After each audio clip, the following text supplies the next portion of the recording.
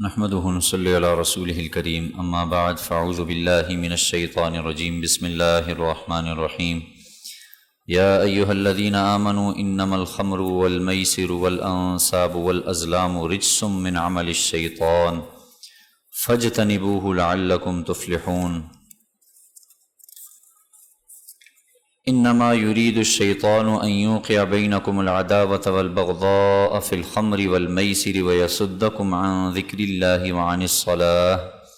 فهل أنتم منتهون صدق الله العظيم سبحانك لا علم لنا إلا ما علمتنا إنك أنت العليم الحكيم رب اشرح لي صدري ويسر لي أمري واحلل عقدة من لساني يفقهوا قولي اللهم نور قلوبنا بعلمك واستعمل بدنا بطاعتك اللهم الہمنا رشدنا اللهم اهدنا وسددنا اللهم صل على سيدنا ومولانا محمد وعلى آل سيدنا ومولانا محمد وبارک وسلم وصلی علیہ۔ سورہ مائدہ آیت نمبر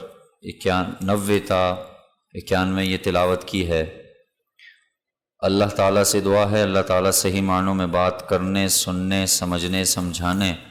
اور ہم سب کو اس پر اخلاص کے ساتھ عمل کی توفیق نصیب فرمائے۔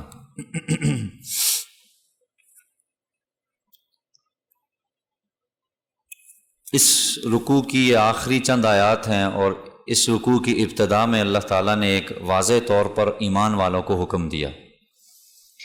وہ حکم یہ تھا کہ اے ایمان والوں، جو چیزیں اللہ نے تم پر حلال کی ہوئی ہیں ان کو اپنے اوپر حرام مت کرو۔ اور پھر اس کی تفصیل آئی کہ حرام کرنے کی کیا طریقے ہیں۔ ایک تو یہ ہے کہ آدمی نظر مان لے، منت مان لے کہ آج اگر یہ کام نہ ہوا تو میں منت مانتا ہوں کہ میں آج کے بعد فلاں چیز نہیں کھاؤں گا یا وہ فلاں چیز نہیں پیوں گا، یہ نظر ماننا ہے۔ دوسری صورت کسی حلال چیز کو حرام کرنے کی یہ تھی کہ آدمی قسم کھا لے کہ مجھ پر قسم ہے کہ میں فلاں کام اگر ایسے کیا ہو یا نہیں کیا ہو، جو بھی تفصیل ہے اس حوالے سے گزشتہ درس میں تفصیل سے عرض کیا گیا کہ قسم کی 3 قسمیں ہیں۔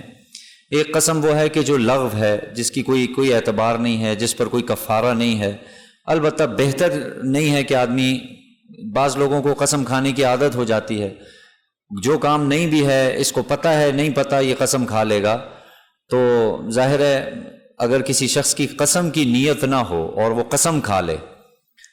تو یعنی قسم کے الفاظ اس کی زبان پر چڑھے ہوں اور وہ نکل جائیں تو یہ یمین لغو، یعنی یہ ایسی قسم ہے جو بیکار ہے، جس کا کوئی وہ نہیں ہے نا، یعنی فائدہ نقصان نہیں ہے۔ اور ایک قسم وہ ہوتی ہے جسے شریعت کی اصطلاح میں یمین غموس کہا جاتا ہے، جھوٹی قسم۔ اور میں نے عرض کیا تھا کہ اکبر الکبائر میں سے، یعنی کبیرہ گناہوں میں سے بھی جو زیادہ بڑے کبیرہ گناہ ہیں ان میں سے ایک یہ ہے کہ اللہ کے ذات کسی کو شریک ٹھہرانا، ایک یہ ہے کہ آپ علیہ السلام نے فرمایا کہ کسی کا ناحق قتل کرنا، اور اسی طریقے سے والدین کی نافرمانی کرنا، اور چوتھے نمبر پر آتا ہے کہ آپ علیہ السلام نے فرمایا والیمین الغموس، جھوٹی قسم کھانا۔ جھوٹی قسم کیا ہے؟ جان بوجھ کر کسی گزشتہ واقعے پر قسم کھائی کہ بھئی مثال کے طور پہ وہ واقعہ ہوا ہے اور یہ جان بوجھ کے قسم کھا رہا ہے کہ جی میں اللہ کی قسم کھاتا ہوں کہ وہ واقعہ نہیں ہوا، تو یہ جھوٹی قسم ہے۔ اس پر بھی کفارہ نہیں ہے لیکن ہے کبیرہ گناہ ہے، بغیر توبہ کے معاف نہیں ہوگا۔ تیسری قسم تھی قسم کی، وہ تھی یمین منعقدہ۔ وہ قسم ہے کہ جو منعقد ہو جاتی ہے۔ عام طور پہ ہمارے ہاں یہ قسم کا استعمال ہوتا ہے کہ آدمی آنے والے زمانے میں کسی کام کے کرنے یا نہ کرنے پر قسم کھا لیتا ہے۔ یعنی میں کسی کے گھر گیا اور وہاں جا کے کوئی بدمزگی ہو گئی، قسم کھا لی کہ جی میں قسم کھاتا ہوں آج کے بعد تمہارے گھر میں داخل نہیں ہوں گا، تو ظاہر ہے یہ قسم ہے، یہ منعقد ہو جائے گی۔ اب دوبارہ یہ جب بھی کبھی اس کے گھر میں پاؤں بھی رکھے گا نا تو اب اس کی قسم ٹوٹ جائے گی، اب کفارہ دینا لازم ہوگا۔ اس کی میں نے تفصیل، اللہ تعالیٰ نے خود قرآن مجید میں کفارے کی تفصیل عرض کر دی تھی کہ اس کا کفارہ یہ ہے کہ 10 مسکینوں کو کھانا کھلایا جائے، اور اگر یعنی اس میں آپشن ہے یا تو 10 مسکینوں کو کھانا کھلائے یا یہ ہے کہ وہ 10 مسکینوں کو کپڑا پہنائے۔ اور تفصیل میں نے عرض کی تھی کہ ایک ہی مسکین کو 10 دن کھانا کھلا لے یا ایک ہی دن میں 10 مسکینوں کو کھانا کھلا لے، دونوں صورتیں جائز ہیں۔ اور اسی طریقے سے ایک ہی مسکین کو 10 جوڑے کپڑے لیتے یا 10 مسکینوں کو 10 جوڑے کپڑے لے دے، دونوں صورتیں جائز ہیں۔ یہ دونوں صورتیں کسی کے پاس نہ ہوں، استطاعت نہ ہو، تو تیسری صورت تھی کہ بھئی فمن لم یجد فصیام ثلاثۃ ایام، جس کے پاس اتنی بھی طاقت نہ ہو وہ پھر 3 دن روزے رکھے گا پے در پہ، 1 2 3 اس طریقے پر وہ روزے رکھے گا، اور پھر یہ اس کی قسم کا کفارہ ہوگا۔ باقی اللہ تعالیٰ نے حکم دیا ہے کہ عام طور پہ اولاً کوشش کی جائے کہ آدمی قسم پہلے تو کھائے نہ، کھا لیا ہے تو اس قسم کی محافظت یعنی حفاظت کرنی چاہیے۔ البتہ کچھ قسمیں ایسی ہیں کہ جو ناجائز ہیں، اگرچہ آنے والے زمانے پر ہی کھائی کیوں نہ ہوں، جیسے کسی نے گناہ پر قسم کھائی کہ بھئی میں مثال دے رہا ہوں، میں جی قسم کھاتا ہوں کہ میں یہ کام ضرور کروں گا، کوئی گناہ کا کام تھا، چوری کر لوں گا یا ڈاکہ ڈال لوں گا یا فلم دیکھ لوں گا یا گانا سن لوں گا، کوئی بھی ایسا، تو اس صورت میں بھی یہ قسم توڑنا واجب ہے، اس کا توڑنا ضروری ہے۔ جتنی تاخیر کرتا رہے گا اتنا گنہگار ہوتا رہے گا، تو اللہ نہ کرے قسم کھا لی فوراً اس کو توڑ دو۔ اور رشتہ داری بھی اسی میں داخل ہوتی ہے، یاد رکھیں کہ بعض لوگ رشتہ داروں کے حوالے سے قسم کھا لیتے ہیں، تو ظاہر ہے یہ بھی مناسب نہیں ہے، تو توڑنی چاہیے اس قسم کو۔ یہاں تک میں نے بات گزشتہ درس ہو چکا۔ اب دیکھیں، ایمان والوں کو حکم ہوا تھا کہ نہ حرام چیزوں کو، حلال چیزوں کو حرام کرو، نہ حرام چیزوں کو حلال کرو۔ پچھلے درس تک یہ بیان ہو چکا کہ جو لوگ حلال چیزوں کو حرام کرتے ہیں، آج کے درس میں اللہ تعالیٰ نے یہ بیان فرما دیا ان آیات میں کہ کچھ چیزیں ہم نے حرام کر دی ہیں، اب ان کو بھی تم حلال نہیں کر سکتے کسی صورت میں بھی، قطعی طور پہ وہ حرام ہیں، ناجائز ہیں، کوئی اس کے جواز کی صورت نہیں ہے۔ اس میں سب سے پہلی اور سب سے اہم چیز اللہ تعالیٰ نے بیان فرمائی شراب۔ ظاہر ہے عربوں میں یہ رواج تھا کہ عربوں کی بچہ بھی شراب کا عادی تھا، ان کا کوئی مجلس ایسی ہوتی نہیں تھی کہ جس میں شراب نوشی نہ ہو۔ ظاہر ہے کھانا ہے تو تب بھی شراب ہے، جیسے ہمارے ہاں آج کل 7 اپ پیپسی چلتی ہے، تو ان کے ہاں ویسے شراب چلتی تھی، وہ بہت کثیر تعداد میں، بہت زیادہ مقدار میں شراب چلتی تھی۔ اب نبی صلی اللہ علیہ وسلم جب مدینہ تشریف لائے نا، تو وہاں پر اور زیادہ رجحان تھا، بہت ہی زیادہ، بہت بڑا استعمال تھا شراب کا۔ میں نے عرض کیا کہ بچے، چھوٹے چھوٹے بچے بھی، درمیانی عمر کے لڑکے بھی، وہ بھی اس کے عادی، جزو لازم بن چکا تھا۔ اب ظاہر نبی صلی اللہ علیہ وسلم آئے، صحابہ کے دل میں یہ ایک داعیہ پیدا ہوا کہ بھئی پوچھا جائے شراب کے بارے میں کیا حکم ہے۔ آپ علیہ الصلوۃ والسلام سے پوچھا گیا، سورہ بقرہ کی آیت ہے اور اس شان نزول میں نازل ہوئی تھی۔ آپ علیہ السلام سے پوچھا اللہ کے رسول شراب کے بارے میں کیا حکم ہے، تو اس پر اللہ تعالیٰ نے آیت نازل فرمائی کہ یہ لوگ آپ سے شراب کے بارے میں پوچھتے ہیں اور ساتھ جوئے کا بھی ذکر ہے، چونکہ یہاں بھی جوئے کا ذکر ہے، یہ آپ سے شراب اور جوئے کے بارے میں پوچھتے ہیں، آپ ان سے فرما دیجئے، کہہ دیجئے کہ یہ بہت بڑا گناہ ہے، اس میں لوگوں کے لیے نفع بھی ہے، فائدہ بھی ہے، لیکن اس کا گناہ اس کے فائدے سے بڑا ہے۔ ظاہر ہے اللہ نے ایک جسے کہتے ہیں نا، پورا دروازہ نہیں بند کیا، بس دروازے کا ہلکا سا اس کو یعنی ایک سائیڈ بند کر دی کہ بھئی تاکہ ان کی ظاہر ہے گھٹی میں ڈلی ہوئی ہے شراب، ان کی مجالس شراب کے ساتھ ہوتی ہیں، ان کے لیے مشکل ہوگا۔ اللہ نے پہلے ایسے سمجھایا، بتدریجاً سمجھایا۔ اب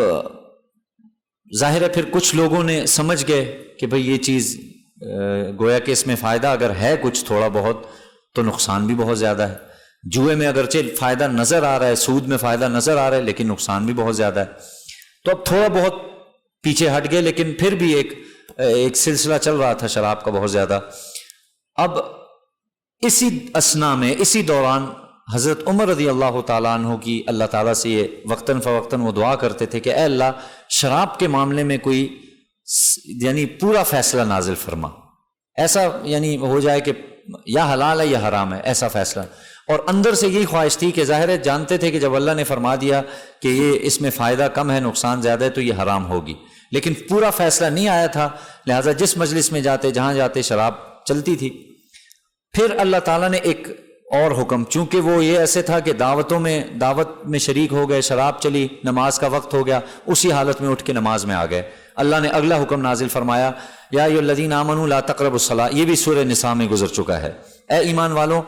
تم نماز کے قریب مت آؤ اس حال میں کہ تم نشے کی حالت میں ہو۔ ٹھیک ہو گیا۔ اب جب یہ بھی نازل ہو گیا تو اب حرام صاف ابھی بھی نہیں ہوئی، اب لوگوں نے یہ کر دیا کہ نماز سے کے اوقات ایسے تقسیم کر دیے کہ بھئی تاکہ ہم نماز کے وقت تک ہمارا نشہ اتر جائے، لیکن ظاہر ہے چھوڑی ابھی بھی نہیں تھی۔ اس کے بعد یہ ہوا کہ ایک موقع پر روایتوں میں آتا ہے کہ 2 انصاری قبیلہ، یعنی مدینے کے 2 انصار قبیلے تھے، وہ کسی ایک دعوت میں جمع ہوئے، اور وہاں پہ صحابہ کرام تھے، ظاہر صحابی تھے، موجود تھے، اور وہاں شراب نوشی چل رہی تھی، اور یعنی اس قسم کا ماحول تھا۔ اب شراب چونکہ حدیث میں آتا ہے یہ گناہوں کو جمع کرنے والی ہے، اس سے کئی گناہ جنم لیتے ہیں، تو اب ہوا یہ کہ وہ آپس میں گپ شپ کرتے کرتے، ظاہر ہے انسان ہوش آواز کھو بیٹھتا ہے، تو گپ شپ کرتے کرتے ایک دوسرے کے ساتھ لڑائی شروع کر دی، اور دست و بازو ہو گئے، اور یعنی جسے کہتے ہیں جھگڑا شروع ہو گیا، ٹھیک ٹھاک بدمزگی ہوگی، اور اس کی وجہ سے دلوں میں نفرت پیدا ہوگی، ایک قبیلہ دوسرے قبیلہ، اس طریقے سے جسے کہتے ہیں نا، وہ سارا معاملہ چل پڑا۔ نبی علیہ السلام کی خدمت میں یہ خبر پہنچ گئی کہ بھئی اس طریقے پر یہ 2 گروہ آپس میں لڑے ہیں، جھگڑے ہیں، اور ابھی تک ناراض ہیں۔ اب جس مجلس میں نبی علیہ السلام تک یہ خبر پہنچی تھی، اس مجلس میں حضرت عمر پھر موجود تھے۔ حضرت عمر نے اسی وقت دوبارہ سے دعا کیا ہے، اللہ اس شراب کے معاملے میں کوئی پکا فیصلہ نازل فرما۔ اب اس کے بعد فوراً یہ فیصلہ نازل ہوا، اور اللہ تعالیٰ نے فرما دیا کہ اے ایمان والوں، بے شک شراب، جوا، بت اور پانسے، تیر جسے کہا جاتا ہے، میں عرض کرتا ہوں کیا تھا، رجس من عمل الشیطان، اللہ نے فرمائی یہ گندی ناپاک چیزیں ہیں، من عمل الشیطان، یہ شیطان کا عمل ہے، کام ہی شیطان کا ہے، صاف طور پہ حکم نازل ہو گیا۔ اور اب اسی کو حرمت کا حکم کہا جاتا ہے، حرام ہو گئی اس کے بعد سے یہ چاروں چیزیں، اب ان کے کوئی جواز کی صورت نہیں ہے۔ اور روایتوں میں آتا ہے جب صحابہ کرام کو، ظاہر ہے ابھی یہ مجلس پوری آیت عام نہیں ہوئی تھی، ہر ایک تک نہیں پہنچی تھی، کہ بڑے بڑے صحابہ کرام ابھی فی الوقت اسی میں مبتلا تھے کہ ایک نبی علیہ السلام نے آواز لگوانے والا بھیجا کہ جاؤ اب مدینے میں جا کے ایک آواز لگاؤ کہ بھئی شراب کی حرمت نازل ہوگی ہے، آج کے بعد شراب حرام ہے۔ تو آواز لگانے والے نے آواز لگائی، اور جہاں جہاں گیا وہاں ظاہر ہے کچھ لوگ اندر بیٹھے شراب پی رہے تھے، باہر نکلے، پتہ کیا شراب حرام ہے، تو اسی وقت روایتوں میں آتا ہے صحابہ نے مدینے میں شراب ایسے بہنے لگی جیسے گلیوں میں پانی بہہ رہا ہے، کسی ایک نے بھی اس کی طرف مڑ کر نہیں دیکھا، بھئی حرمت آ گئی سو آ گئی۔ اس کے یہ نہیں ہے کہ ہماری طرح بعض دفعہ ہوتا ہے چلو آج رات گزار لیتے ہیں، کل انشاءاللہ صبح سے یہ کام کر لیں گے، نہیں، ہو گیا سب کچھ نکال دیا۔ اور اس طریقے پر اللہ تعالیٰ نے یہ شراب کا سارا معاملہ میں نے عرض کر دیا ہے۔ اچھا، جوئے کے بارے میں آپ کو پتہ ہے کہ آج کل اس کی شکلیں ہیں، جیسے پرائز بانڈ ہے، یہ بھی جوا ہے، اسی طریقے سے لائف انشورنس ہے، جو اسٹیٹ لائف انشورنس ہے، یہ بھی جوا ہے۔ تو یہ جتنی بھی قسمیں ہیں جوئے کی آج کل کے اعتبار سے بھی، یہ سب حرام ہیں، ان کا کوئی جواز نہیں ہے۔ تیسری صورت بت، اصل میں ایک تو بت وہ تھے جن کو باقاعدہ عرب تراشتے تھے اور تراش کے رکھتے تھے اور ان کی عبادت کرتے تھے۔ بعض دفعہ عرب ایسے کرتے تھے کہ جہاں کہیں کھڑے ہوئے، 2-4 اکٹھے ہوئے، سفر پہ گئے، دیکھا ایک پتھر پڑا ہوا ہے، اس کو کھڑا کیا اور کھڑے ہو کے اسی کے سامنے عبادت، یعنی بغیر تراشے ہوئے بت، یہ عرب اس کی عبادت کرتے تھے۔ والازلام، ازلام کہا جاتا ہے تیر۔ اصل میں عربوں کا یہ معمول تھا نا کہ عربوں نے اپنے بتوں کے نیچے، یعنی بتوں کے ساتھ ایک خانہ بنایا ہوا تھا، اس خانے کے اندر انہوں نے کچھ تیر رکھے ہوتے تھے اور ان تیروں پر لکھا ہوتا تھا مثال کے طور پہ یہ کام کرنا ہے، یہ کام نہیں، ایک تیر پہ لکھا ہوتا تھا یہ کام کرو، دوسرے تیر پہ لکھا ہوتا تھا یہ کام نہ کرو، اسی طریقے سے 3-4 تیر رکھے ہوتے تھے۔ تو اب عربوں کو کوئی مسئلہ آتا، کوئی کام آتا کہ یار یہ کام کرنا ہے یا نہیں کرنا، فوراً جاتے جی بت کے نیچے وہ جو جگہ بنی ہوتی وہاں سے ایک تیر نکالا، اس پہ لکھا ہوتا جی کرو تو یہ کام کر لیتے، لکھا ہوتا نہیں کرو تو یہ کام چھوڑ دیتے تھے۔ یہ ان کی ایک ترتیب تھی۔ اللہ تعالیٰ نے فرمایا والازلام، یہ بھی کیا ہے؟ حرام ہے۔ رجس من عمل الشیطان، یہ بھی کیا ہے؟ ایک ناپاک چیز ہے، شیطان کی طرف سے ہے۔ فاجتنبوہ، اب حکم دے دیا اس سے بالکل الگ تلگ رہو، اب تمہارے لیے کوئی جائز نہیں ہے کہ تم اس کے قریب بھی جاؤ۔ اگرچہ پیچھے ہم نے بتایا تھا کہ اس کا نفع ہے، لیکن یاد رکھیں کسی چیز کے جائز ہونے کے لیے یہ کافی نہیں ہے کہ اس میں نفع ہو، یعنی آپ یہ نہیں کہہ سکتے کہ مجھے اس سے فائدہ پہنچ رہا ہے لہٰذا یہ جائز بھی ہونی چاہیے، نہیں، ضروری نہیں ہے، یہ کافی نہیں ہے کسی چیز کے جواز یا حلال کے لیے کہ وہ نفع مند ہو، یہ ایک اصول ذہن میں رکھ لیجئے۔ تو بہرحال پھر اللہ نے حکم دیا لعلکم تفلحون، تاکہ تم فلاح پاؤ۔ اب یہ قیامت تک کے لیے یہ حکم قطعی طور پہ نازل ہو چکا ہے، اب اس میں کوئی بھی صورت جواز کی نہیں ہے۔ شراب اصل میں خمر کہا جاتا ہے، مخامرۃ العقل، وہ چیز جو عقل کو خراب کر دے، جو انسان کے ہوش گنوا دے۔ اب اس حکم میں کوئی بھی چیز داخل ہوگی، کل مسکر حرام، ہر نشاور چیز حرام ہے، ہر وہ چیز کہ جو آپ کی عقل کو یعنی ڈسٹرب کرتی ہے، عقل میں کچھ نہ کچھ ہیر پھیر شروع ہو جاتا ہے، وہ چیز حرام ہوگی۔ وہ چرس ہے، وہ فیون ہے، وہ پاؤڈر ہے، وہ اسی طریقے سے آج کل جو آئس چل رہی ہے، یہ سب کی سب اسی صورت میں داخل ہیں، سب کی سب حرام ہے۔ البتہ سگریٹ کے حوالے سے ذہن میں رکھ لیجئے، امام احمد بن حنبل رحمہ اللہ کے نزدیک تو سگریٹ بھی حرام ہے، حنابلہ یعنی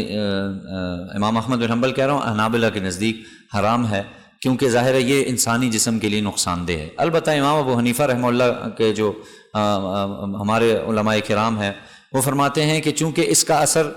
یکدم نہیں پڑتا، مطلب اس کے اثر میں ٹائم لگتا ہے، 10 سال 20 سال، لوگ ساری زندگی پی لیتے ہیں اور ظاہر ہے، لیکن نقصان مکروہ بہرحال ہے، مکروہ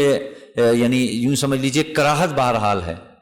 ناپسندیدہ عمل ہے، لیکن اس کو حرام کا فتویٰ اس پہ ابھی تک نہیں لگا ہے۔ ہو سکتا ہے آئندہ زمانے میں کوئی لگ جائے تو میں نہیں کہہ سکتا، لیکن فی الوقت ابھی تک اس پر حرام کا فتویٰ نہیں ہے۔ باقی اس زمن میں جتنی بھی چیزیں وہ سب کی سب حرام ہیں، ناجائز ہیں، ان کا تعلق اس سے نہیں ہے۔ آگے اللہ تعالیٰ بیان فرماتے ہیں انما یرید الشیطان ان یوقع بینکم العداوۃ والبغضاء فی الخمر والمیسر،